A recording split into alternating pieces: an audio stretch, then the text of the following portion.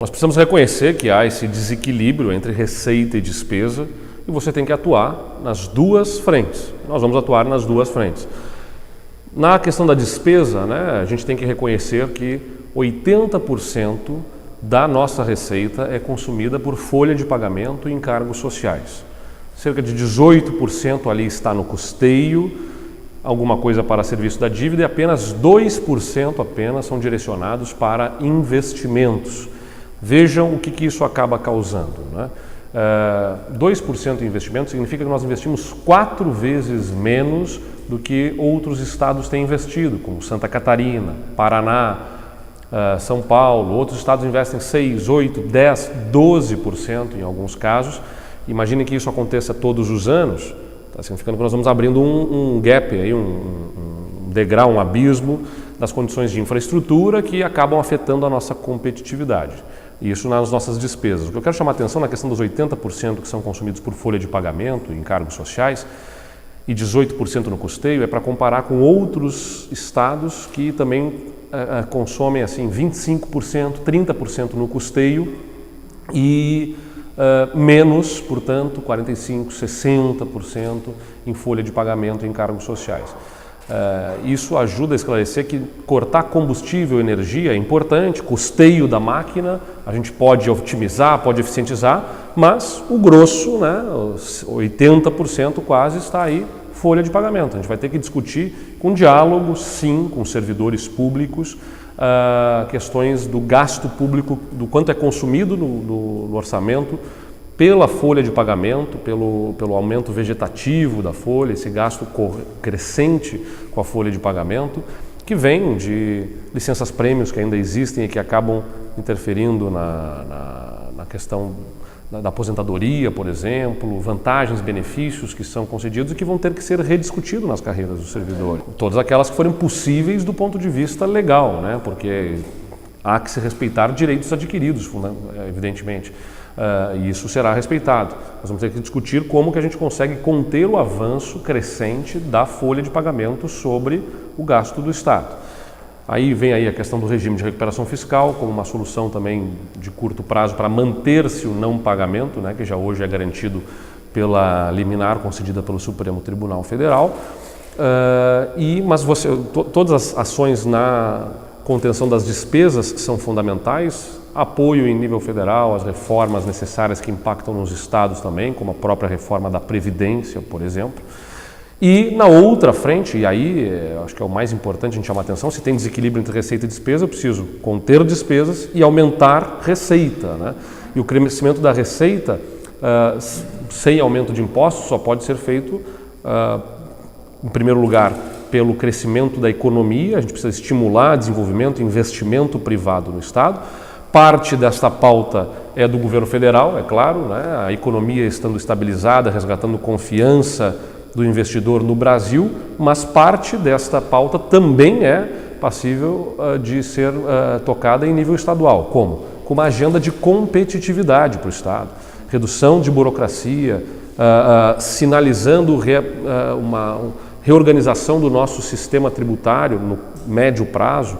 Nós pretendemos rever o sistema tributário do ICMS para que setores estratégicos da economia possam ser incentivados e a gente consiga estabelecer uma política de redução gradual das alíquotas que nós temos atualmente e investimento em infraestrutura para a redução do custo da logística no nosso estado também é fundamental.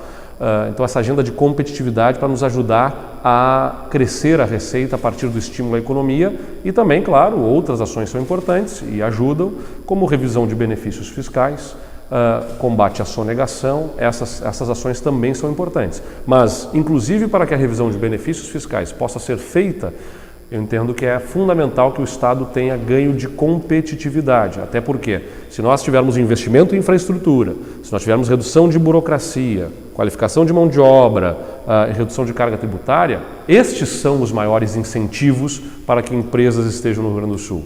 Os incentivos e benefícios fiscais acontecem na medida em que, em todos esses outros pontos, o Estado não é competitivo, então a gente precisa dar benefícios fiscais para compensar o custo do Estado para quem investe, para quem empreende, né? Eu defendo redução de carga tributária para a competitividade, mas também tem que haver o reconhecimento de que o Estado tem um profundo desequilíbrio nas suas contas e ele precisa se organizar para isso, porque senão nós podemos submeter o Estado a um colapso de serviços que terá efeitos econômicos também. Então, eu entendo que pode e deve ser prorrogado por 2 anos, né? Por 2 anos, tempo suficiente para que o novo governo, em primeiro lugar, para que as contas das prefeituras estejam salvaguardadas aí, porque eles participam no bolo da arrecadado do ICMS, os prefeitos estão preocupados com o rumo que tomará esta decisão em função do fechamento das suas contas, então tempo necessário para que o atual mandato dos prefeitos não seja prejudicado e que o novo governo possa organizar as reformas todas necessárias para que o Estado necessite menos da arrecadação desses impostos. A alíquota de impostos ela é resultado de um Estado gastador. Como o Estado gasta muito, gasta mal, ele não gera receita, ele tem que tomar recursos através dos impostos da população que incidem sobre a produção do Estado. Se ele gasta muito, ele vai lá e precisa arrecadar mais, promovendo-se as reformas para que o Estado possa conter o avanço do custo da própria máquina administrativa. E nós animando a economia de outro lado, com ações na receita que nos ajudem a equilibrar as contas do Estado, a gente vai poder apontar a redução dessa carga tributária. E aí, quem investe, quem empreende, vai saber que o Rio Grande do Sul pode ainda não ter um patamar de alíquotas na mesma condição de outros estados, mas que está caminhando nessa direção e associado a melhores estradas, a redução da burocracia, a mão de obra qualificada, isso dará competitividade para que se invista aqui, para que se empreenda aqui, para que se ampliem os negócios aqui, que é a nossa grande agenda. A agenda nossa para o Estado é desenvolvimento, gerar emprego e renda aqui no Rio Grande do Sul. E uma vez que se tem o governador eleito, é evidente que haverá um período de transição em que o governador eleito poderá dialogar com o atual governador para que sejam tomadas as medidas junto à Assembleia Legislativa. Isso é uma construção que precisa ser feita para 2 anos, porque nosso compromisso é com redução da carga tributária. É estratégico para que o Estado do Rio Grande do Sul seja competitivo, que se tenha redução dessa carga tributária para que nós estejamos no patamar dos estados com os quais nós competimos. Nós competimos com Paraná, Santa Catarina, São Paulo, né, que tem melhor infraestrutura, que tem burocracia mais ágil e que tem carga tributária menor. Por isso que nós queremos tocar nesses 3 pilares para que o Rio Grande do Sul, que já tem do ponto de vista estratégico uma dificuldade, que é a posição geográfica, né, distante do grande centro produtor e consumidor do Brasil, na região sudeste, São Paulo especialmente, nós precisamos compensar isso com redução de custos para quem produz no Rio Grande do Sul, por isso que tem que ser menos burocrático o Estado, para dar mais agilidade para quem quer investir e empreender aqui, tem que ter licenças mais rapidamente aprovadas, tem que ter infraestrutura que reduza o custo de logística para quem produz aqui, mais investimento em ferrovias, melhores rodovias, né? Todo esse investimento precisa ser feito e a carga tributária também é determinante. O outro fator determinante é gente qualificada, isso nós temos, a gente precisa melhorar ainda mais essa qualificação, mas nós já temos esse diferencial, então eu quero atuar muito fortemente na condição de redução de custos para quem produz no Rio Grande do Sul para ele voltar a ser atraente. Mas, claro que com contas equilibradas para não colapsar serviços, o que também nos tira competitividade. Se eu não pagar segurança pública, se eu não pagar professores, eu estou perdendo competitividade também do Estado. A gente precisa equilibrar isso. Eu entendo que a gente faz isso em 2 anos e aí podemos apontar uma perspectiva de redução numa nova matriz tributária. Acho que não há espaço para redução abrupta, nem dentro dos 2 anos. Mas não é também simplesmente gradualmente reduzindo tudo isso. É uma revisão da política tributária toda, né? Você tem que ver determinados setores que estão desonerados e que têm maior potencial contributivo, outros setores que estão superonerados e que podem ser mais reduzidos e que são estratégicos para o desenvolvimento. É rever toda essa política tributária, não é simplesmente voltar ao que era antes, porque o que era antes também não é inteligente. Discutiria depois de 2 anos como ficaria? Não é depois de 2 anos. Esse período de 2 anos é para que haja todo o esforço do governo na reorganização, na discussão de uma nova política tributária do ICMS, inclusive isso contemplando o que vai estar sendo discutido no plano nacional. Eu tenho uma expectativa que nosso candidato a presidente seja eleito, o Geraldo Alckmin, e que possa estar discutindo Por exemplo, o que ele está propondo, o IVA, né, um imposto de valor agregado, que reúne 5 impostos num único imposto. Então, o Rio Grande do Sul vai ter que discutir a sua nova política tributária à luz do que também estará sendo discutido pelo governo federal. Eu espero que seja o nosso governador, futuro presidente Geraldo Alckmin, se não for ele, que o próximo presidente esteja também disposto a discutir reforma tributária no Brasil. Então, esses 2 anos são para nós revermos isso e apresentarmos até 2019 uma proposta que vigorará a partir, até 2020 uma proposta que vigorará a partir de 2021. O senhor foi prefeito de Pelotas e costuma usar o exemplo que Pelotas é a terceira maior cidade do estado, mas não é o terceiro maior PIB. A gente sabe que a região sul, historicamente, ela enfrenta maiores dificuldades econômicas e isso acaba refletindo, por exemplo, em geração de empregos nessa região. Eu gostaria de saber se o senhor tem alguma proposta específica para fomentar a economia da região sul do estado. Não, sem dúvida, a gente tem que pensar nas regiões todas, né, especialmente aquelas regiões mais deprimidas economicamente. Onde há uma dinâmica econômica, um setor produtivo mais forte, uma iniciativa privada que já tem mais força, o Estado também tem que ter políticas para dar espaço para quem quer empreender e gerar riqueza. E aí vem, mais uma vez eu insisto, infraestrutura, redução de burocracia. Quem já produz vai produzir mais. Quem já tem força econômica vai conseguir produzir mais na nossa política para o Estado. E ter um Estado que tem que olhar com muita atenção para as regiões mais deprimidas economicamente, em que o interesse comercial e econômico é um pouco menor, porque essas regiões têm mais dificuldades, e aí o Estado tem que estar especialmente presente, investindo na economia. Infraestrutura também, né? O Estado tem que ter um apoio aqui. Tem que ser uma bandeira do governador, mas ele é gestor para as próprias atividades fins do Estado, mas ele é liderança de toda uma população de 11 milhões de gaúchos junto ao governo federal. Tem que exigir os investimentos federais estratégicos para o desenvolvimento das regiões, como por exemplo a BR-116, que caminha a passos lentos, muito lentos. Né? No atual ritmo de investimentos vai levar mais 6, 8, 10 anos talvez, para ser concluída essa obra que é estratégica, né? Reativação de ramais ferroviários e terminais ferroviários para que se reduza o custo da logística também no estado. Nós temos aí um aproveitamento menor do que se deveria do modal ferroviário, do modal hidroviário. A Zona Sul tem o porto, né, de Rio Grande, que muitas vezes por dificuldades na operação da dragagem do canal, vê navios deixando de carregar a produção que para lá se dirige, porque não conseguem atracar no porto por falta de dragagem. Então, esses investimentos em infraestrutura são estratégicos para que a região se torne novamente competitiva e haja o interesse de investimento privado por lá. O Polo Naval de Rio Grande se insere nesse contexto.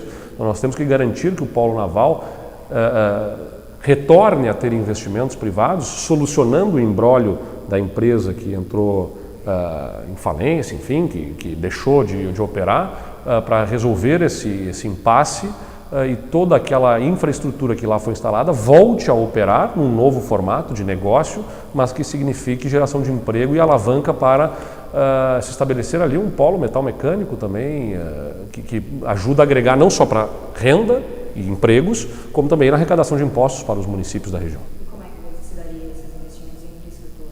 Os investimentos em infraestrutura, o Plano Estratégico de Logística e Transporte do Estado, ele aponta a necessidade de investimento de 25 bilhões de reais no Estado, só em rodovias, 8 bilhões em ferrovias e depois ainda aeroportos, hidrovias, 400 milhões de reais. É claro que o Estado não tem esse recurso, né? Está muito claro, nós estamos numa crise fiscal, nem o Estado tem e nem o governo federal, que está vivendo aí 150 bilhões de reais de perspectiva de déficit no seu orçamento, já mais um ano de déficit no orçamento do governo federal. Então, nós não temos expectativa de que o governo federal consiga nos alcançar esse recurso e nós também não temos, só há uma alternativa possível, buscar a parceria do setor privado. E aí o Estado precisa se abrir para essas parcerias num amplo programa de concessões rodoviárias, né, para que se faça esse investimento em duplicação de pistas, em terceiras pistas, ampliação das capacidades das rodovias mais estratégicas para o desenvolvimento do Estado, que nós possamos ter, e aí esse é o papel do Estado também, exigir por parte do governo federal, que é o concedente no modal ferroviário, que a empresa que opera as ferrovias, promova os investimentos em terminais e ramais conforme o contrato que está estabelecido e que hoje não é respeitado.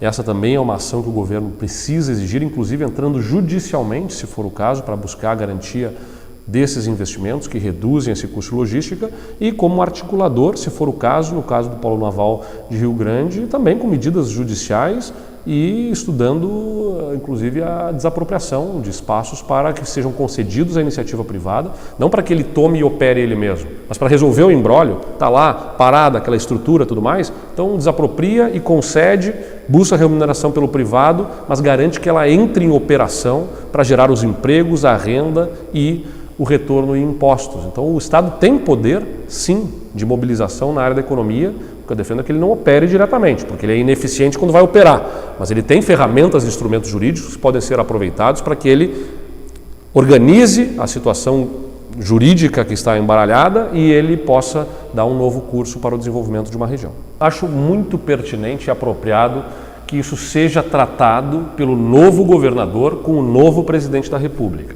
Por vários motivos. Em primeiro lugar, porque isso tem que ser um assunto resolvido no início do mandato e não no apagar das luzes de um governo com todos os problemas que tem, né? O atual governo do Estado, ele apenas propõe a privatização das empresas estatais no final do segundo ano de governo.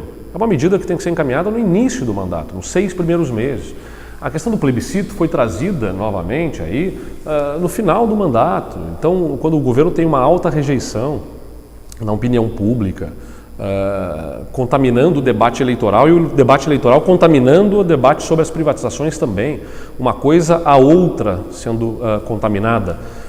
Então eu defendo que isso seja tratado logo no início do governo. E por que é importante também tratar o novo governador com o novo presidente? Porque hoje o governo federal ele tem um espaço limitado para um espaço fiscal limitado para negociar as dívidas com os estados. Nós temos 3 dos principais estados da federação em grave situação fiscal: Rio de Janeiro, Minas Gerais e Rio Grande do Sul. O novo presidente terá que se debruçar sobre a situação destes estados, se ele quiser, e haverá de querer, colocar esse país para crescer, né? Ele vai precisar, ele não consegue engrenar a economia, fazer engrenar a economia se tem 3 estados que estão patinando fortemente nas suas próprias contas e, consequentemente, gerando desconfiança e problemas na prestação de serviços que afetam, mais uma vez, eu insisto, a competitividade. Então, o novo governo terá que tomar providências. Ele terá mais espaço para negociar com os estados se as reformas estruturantes em nível federal tiverem sido feitas. Eu considero, por exemplo, que se Geraldo Alckmin for eleito presidente e ele se dispõe a fazer as reformas logo no início do mandato, ele tem falado muito sobre isso, reforma tributária, reforma previdenciária, logo nos 6 primeiros meses, colocar toda a sua energia e a força política de quem terá, diz ele, 55 milhões de votos, quem se eleger presidente terá em torno de 50, 55 milhões de votos nas urnas, a favor dessas reformas. Essas reformas sendo feitas, o presidente ganha politicamente e principalmente o país ganha confiança e credibilidade. E havendo confiança e credibilidade porque essas reformas estão sendo feitas, ele ganha espaço para negociar com os estados em melhores condições. Eu entendo que o regime de recuperação fiscal é necessário, nós vamos trabalhar em cima desse regime de recuperação fiscal, mas ele tem alguns pontos que podem e devem ser discutidos, como, por exemplo, a autorização para incorporar efetivo, especialmente na área da segurança pública, em que eu entendo que não basta repor aposentados, nós vamos trabalhar na lógica de aumento de efetivo para poder enfrentar e vencer a criminalidade no nosso estado. Tem uma série de ações que precisam ser feitas, entre elas, aumento de efetivo no nosso estado, então é um dos pontos que a gente vai ter que discutir com a União. O Brasil nunca fez plebiscito junto com eleições, nunca, na sua história. Ele fez um plebiscito nos anos 60 sobre forma de governo, outro plebiscito nos anos 90, de novo sobre forma de governo, e um referendo sobre desarmamento em 2005, sempre sem coincidir com eleições. Pela primeira vez, iria coincidir um plebiscito junto com eleições. E pela primeira vez coincidindo plebiscito com eleições, o governo queria reduzir de 5 meses para 3 meses o prazo para organização e debate. Era temerário, absolutamente temerário. A população, estamos vivendo um momento de turbulência política, radicalismos extremos, perspectiva de alto número de votos brancos, nulos e abstenções, e neste contexto todo nós lançarmos uma consulta à população sobre privatização de empresas que elas sequer, boa parte, sabe que existem. Vamos discutir esse tema logo no início do governo, vamos viabilizar que essa discussão seja feita e resolvida no início do governo. A posição já está clara, né? CE, CRM, Sulgás. CE porque é deficitária e é muito difícil, eu vejo os argumentos de quem quer defender as empresas na mão do poder público, não, mas o papel do governo e o governo tem que fazer dar lucro, se for bem administrado dá lucro, né? Eu concordo, qualquer coisa que for bem administrada dá lucro, mas é muito difícil nas mãos do poder público dar lucro e conseguir se modernizar e ser eficiente, porque você tem uma série de amarras burocráticas que tiram essa condição de quem administra. Primeiro, você não contrata quem você quer, quem você precisa, e nem demite quem precisa ser demitido, porque você tem concurso público e estabilidade de servidores. Segundo lugar, você não consegue contratar e comprar os melhores produtos e contratar os melhores prestadores de serviço, você contrata por licitação, onde é menor preço, não necessariamente a melhor entrega. Então isso também retira condição de funcionamento eficiente da máquina. E terceiro ponto, para mim, o mais determinante, a falta de continuidade. A cada 4 anos, em geral menos do que isso, muda a diretoria, muda a lógica, muda a política de investimentos. Está lá um governo com uma política de investimento X num determinado setor, e aí entra um outro governo que muda completamente, bota um diretor do sindicato para virar o presidente da empresa, e aí a política é salarial e não de investimentos, e vai para outro lado. Daqui a pouco, no mesmo governo, muda o contexto político e ele já demite aquele diretor, aquele presidente, já bota um outro. Então, na mão do poder público é muito difícil ser eficiente. Por isso que eu entendo que nesses setores o papel do governo do Estado é regular, fiscalizar, mas não operar diretamente, até para não ter que botar a mão no bolso do contribuinte para poder sustentar o déficit dessas empresas, como é a projeção no caso da CE. Temos espaço para discutir com a Assembleia para que seja decidido diretamente pela Assembleia. Se não houver esse espaço, vamos fazer o plebiscito sem problema. Não tem problema que se realize o plebiscito, mas também é o único Estado na nação que tem a exigência do plebiscito. Vamos discutir se é conveniente que se permaneça esse plebiscito. A questão objetiva precisa ser resolvido esse tema, esse assunto precisa ser resolvido e nós vamos resolver no início do mandato. O Banrisul tem uma outra situação, não penso em privatizar o Banrisul. Acho que o Banrisul não é, ele não é um problema para o Estado e ele oferece uma alternativa para financiamentos estratégicos em setores como, por exemplo, indústria da inovação, tecnologia, startups. Nós podemos, através do banco, ter políticas de financiamento mais facilitados que ajudem a estimular um setor que nós queremos atuar fortemente, que é a indústria da inovação e da tecnologia. E o Banrisul vai ser estratégico para isso, entre outros fatores. O Banrisul tem uma outra governança em função da abertura de capital, que lhe dá uma condição de governança que melhorou muito a condição do banco. Não é um problema e, portanto, ele permanece público, não é a prioridade. Quando eu digo que o Banrisul, eu falei isso numa outra entrevista, né?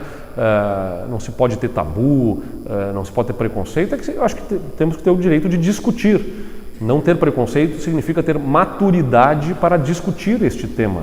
Ele não pode ser um tabu para simplesmente dizer, não, esse aqui não vamos discutir. Vamos discutir, mas não é o caso. O meu compromisso no meu governo, o Banrisul permanece público. Acho que tem que ser visto do ponto de vista jurídico, né, em que instância vamos encontrar isso, porque hoje está judicializado, a extinção foi efetivada e juridicamente ela foi questionada e está nesse limbo agora. Então vai depender de como nós vamos encontrar a situação em janeiro. O mais importante é que nós tenhamos o serviço prestado, né? Ou seja, tem que ter dados estatísticos para poder se governar. Eu sou um grande admirador, vamos dizer assim, eu estudei no exterior, né? Estava lá na Universidade de Colômbia, estudando gestão pública em Nova York, uma das principais universidades do mundo, e eu acho que as políticas públicas que são conduzidas por um governo têm que ser baseadas em evidências científicas. Em todos os setores. Em todos os setores eu preciso ter dados estatísticos que me comprovem a efetividade das políticas públicas para poder mensurá-las e tomar decisões em governo. Todas as políticas públicas e ter a coragem de desativar e desligar as políticas públicas que não estão tendo efeito, porque muitas vezes a gente tem situações em que são financiadas políticas públicas sem resultados concretos para a população e ela continua gastando lá aquela hora extra para um determinado grupo de servidores, porque era para atender um determinado serviço que não está entregando resultados e o gasto continua acontecendo. Então, as fundações, a FE, por exemplo, cumpre essa função.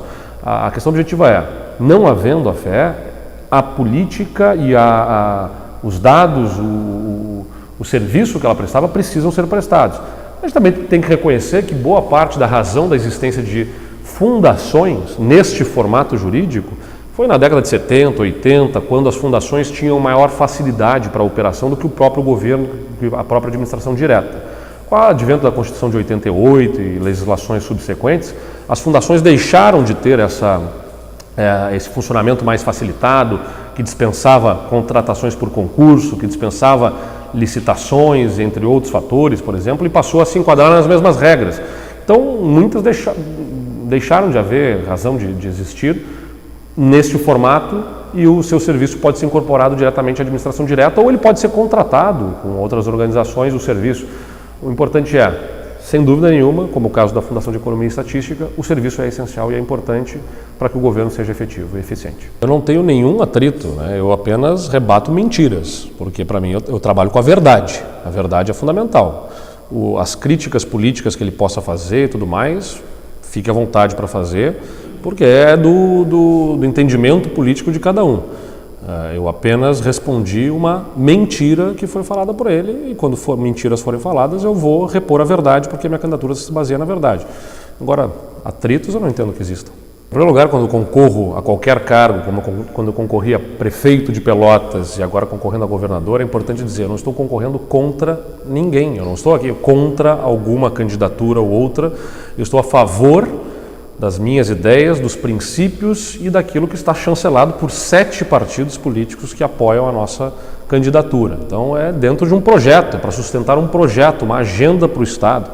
E não fico estabelecendo a comparação com outras candidaturas, isso é o eleitor que tem que fazer, entender quais são as condições melhores ou piores. Eu entendo o seguinte, você tem que aliar gestão técnica para dentro do governo, planejamento estratégico, metas, indicadores, resultados, prazos, responsabilidades muito bem definidas, governança que permita ao governo funcionar bem, entregar os melhores resultados. É uma máquina complexa que exige a capacidade de quem governa de ter rotina de gestão para fazer funcionar essa máquina. Tanto no que ela precisa dia a dia trabalhar para que os serviços todos funcionem, quanto para que ela possa inovar.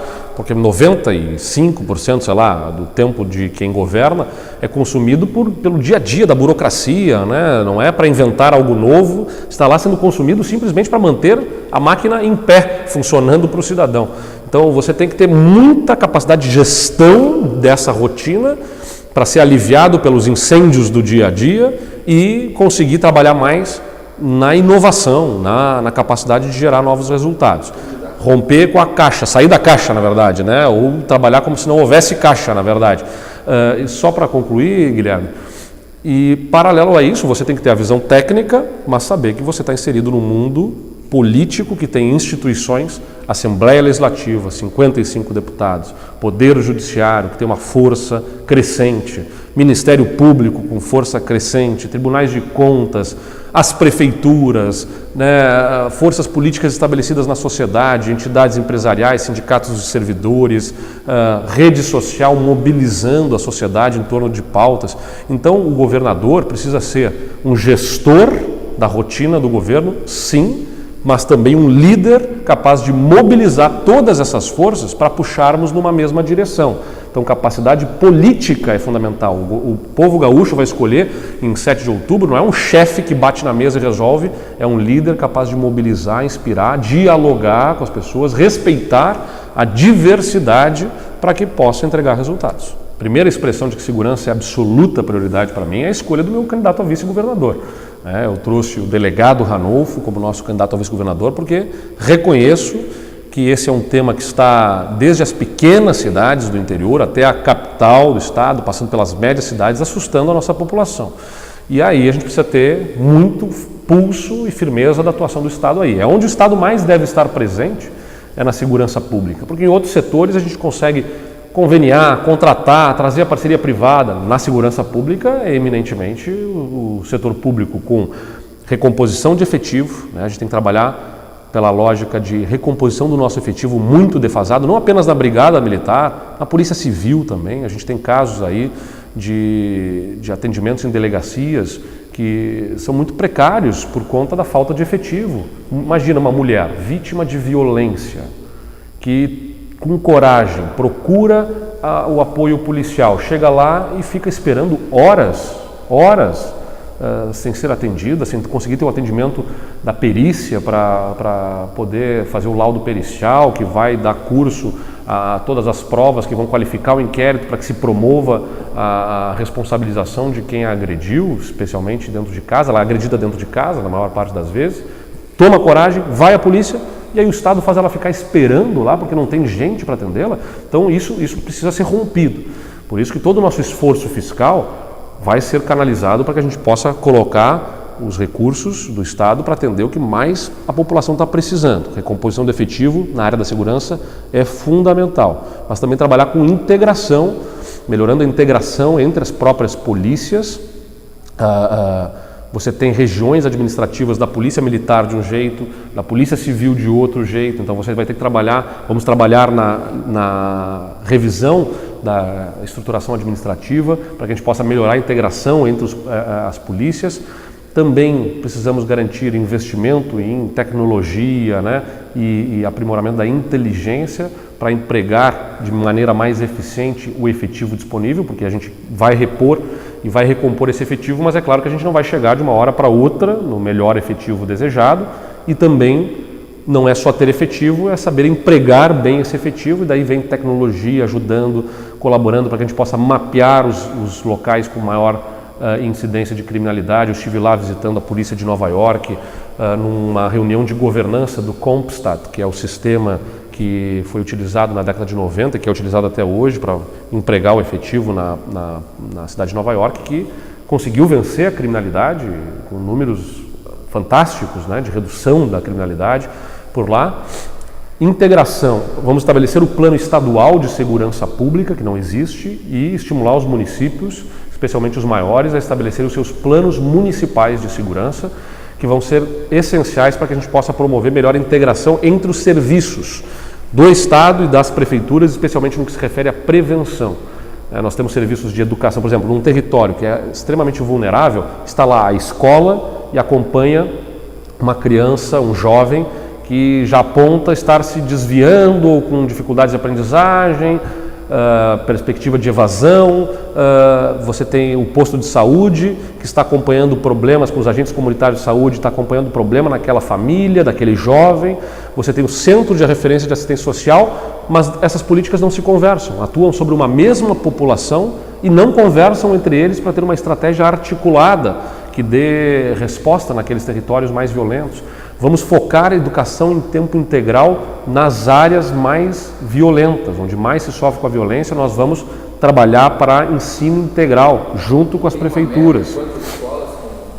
Não, ainda não temos número. Esse refinamento aí a gente vem com a apuração dentro do próprio processo de transição e estabelecimento das metas nos primeiros meses do governo, com indicadores que vão ser utilizados para a gestão.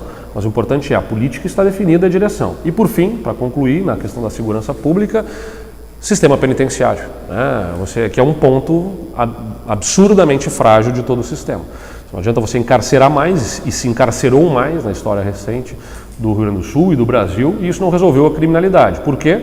Porque o nosso sistema penitenciário está completamente deteriorado. Nós temos um presídio central de Porto Alegre com 2, 3 vezes a capacidade que ele tem, e isso significa lá dentro facções criminosas operando e recrutando lá dentro, né? Porque quem é preso sem pertencer a uma facção criminosa é colocado numa ala em que uma facção domina, e para poder ter minimamente condições de viver lá dentro, ele se rende a uma facção e sai devendo favor. Então, conseguir viabilizar construção de novos presídios por 2 frentes, recursos do Fundo Penitenciário Nacional e parcerias com o setor privado também, é essencial para que a gente possa ampliar o número de vagas e conseguirmos ter as rédeas, o controle por parte do Estado das nossas penitenciárias para poder romper com esse ciclo de crime no Rio Grande do Sul. A prestação, nessas áreas, o governo precisa estar atuando E ele financia as políticas, né? Ou seja, quem é que vai pagar a iniciativa privada pela prestação de serviço nisso? É o poder público. Ele compra as vagas de certa forma, né? E consegue se financiar com a iniciativa privada que no tempo. A gente não tem recursos para fazer a construção dos tantos presídios que precisamos para suprir as quase 15 mil vagas aí de déficit no nosso sistema prisional.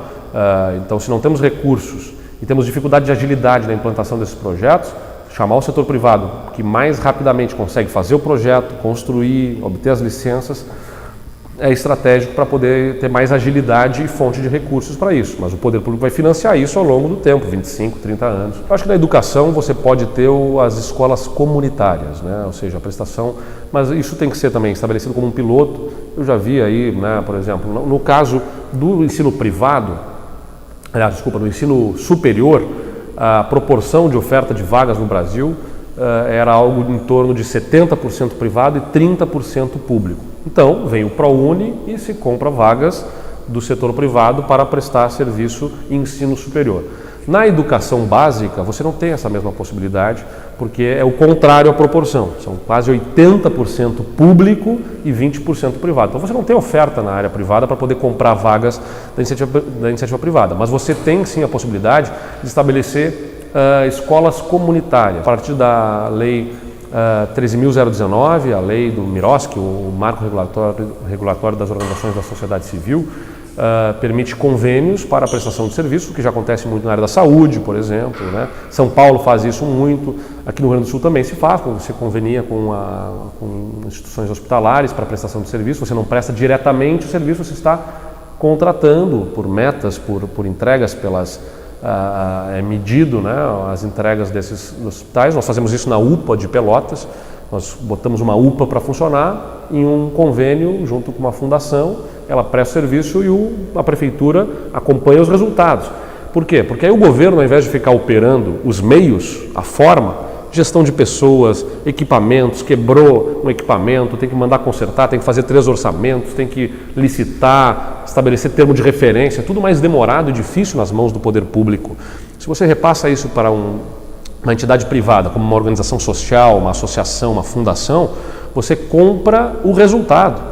Não me interessa como é que vai ser a política de pessoal, a questão dos equipamentos, dos insumos. Eu quero tantas cirurgias, tantas consultas, tantos exames, e eu vou medir isso e vou lhe remunerar por essas entregas. Você está priorizando o atendimento para o cidadão, né, para melhorar a qualidade da entrega. Na educação, a gente vê essa possibilidade com as escolas comunitárias, mas como projetos pilotos que precisam ser implantados. E como projetos piloto que têm que ser ainda testados, aprimorados e tudo mais, nós não tem como fugir de qualificar a educação pública, né? E qualificar a educação pública significa, em primeiro lugar, colocar o salário dos servidores em dia, né? Isso é fundamental. Nós temos a meta de colocar isso no primeiro ano de governo. Primeiro ano de governo, não dá para a gente esperar 4 anos para reerguer esse Estado. A gente precisa pagar salário em dia no primeiro ano. Eu acredito que é possível, os nossos técnicos, nós estamos trabalhando para que isso se viabilize. E trazer o professor como um aliado. Tem que ter um grande pacto com diretores de escola, com professores, para desenvolvermos planos ambientais e planos pedagógicos específicos para cada escola, a partir dos indicadores que elas dispõem no IDEB, né, na proficiência em matemática, em português, no 5º e no 9º ano, para atacarmos os problemas que causam em cada uma das escolas aquele baixo desempenho. Porque não há uma solução sozinha, uma bala de prata para a educação. Numa determinada escola, ela tem dificuldades no aprendizado dos seus alunos porque a infraestrutura é ruim, alaga o entorno da escola, em período de chuvas os alunos não conseguem acessar, não acessando deixando de ir, a escola para de ter razão de ser para eles e eles acabam evadindo. E outra região é o crime, que acaba fazendo com que as famílias se desloquem de lá, se deslocando a família, levam os filhos, o filho deixa de frequentar, aumenta a distorção em idade séria, que é um grande problema do nosso Estado. Então você tem que ver escola por escola os fatores determinantes que estão levando aquele desempenho e desenvolver um plano específico para aquela escola. Nós vamos atuar dessa forma para garantir melhoria da qualidade do ensino no Rio Grande do Sul. Muito diálogo, muita disposição de dialogar com os servidores, nós vamos ter que discutir a questão do plano de carreira. O Rio Grande do Sul é o único estado no Brasil que tem um plano de carreira do magistério anterior à Constituição de 88. Olhar para o campo, você tem que olhar com todas as suas peculiaridades. Você tem melhoria de competitividade, a gente já falou aqui, né?